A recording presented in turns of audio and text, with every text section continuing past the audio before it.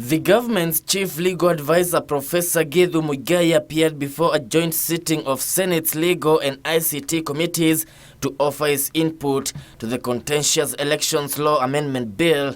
It is here that his counsel over the bill that seeks to reintroduce the manual voter identification and manual transmission of results during August polls was sought. Professor Muigai using the avenue to root for the manual backup system. The voting system envisioned in Kenya appears to be manual. That is what the Supreme Court said. He is, however, of the opinion that IEBC and Parliament put in place regulations that will stipulate when the manual system can be used. We must promulgate regulations that make it absolutely clear under what circumstances do you resort to the manual system. And that must be very detailed, very clear, very widely negotiated. Section 44A, the one that you have given a lot of input on complementary mechanisms, does not propose to have regulations. How then do we pass this bill today or tomorrow or the day after without the regulations that you have now proposed?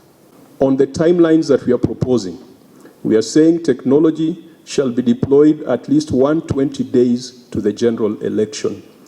We are 216 days away from the next general elections. We have 96 days to that deadline. I recognize that this was done in good faith, and everybody was saying we want to do this to ensure that the procurement does not become a basis for delay. Unfortunately, right now, it has become, because we have a court order against the procurement. We have a court order against the audit of the vote, of the voter register. So we have third-party interventions that are keeping us away from the timelines, even if we wanted to stay with the timelines. The governors, however, disagreed with the Attorney General, pressuring the government to invest more in electronic backup for voter identification and transmission of results. The governors and the media owners also dismissed the notion that some areas lacked network to transmit results and called for use of satellite network. Our problem is with the invisible voter, the voter who doesn't turn up. That is where we have had problems.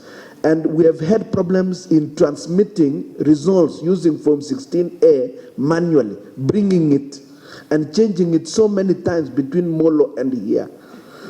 The end result is we use pangas to try to solve the problem. Manual register, if you want it in printout, it will give you names, and it should be there at the polling station, in every single polling station.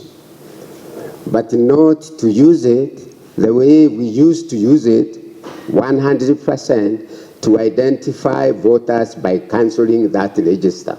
In Kenya, some places the voter turnout is ridiculously so high. Yet in real terms, they are around 58, 55, but you will find them being 99. How did this happen? 90%? Voter turnout in Kenya will be managed to the reality levels by adapting the electronic systems. The legal committee is expected to retreat to prepare a report on the amendment bill before tabling it before the House this Thursday. If adopted by the Senate, the bill will proceed to the President for assent. If rejected, it will be subjected to a mediation process between the two houses. Kevin Washira, Channel 1 News.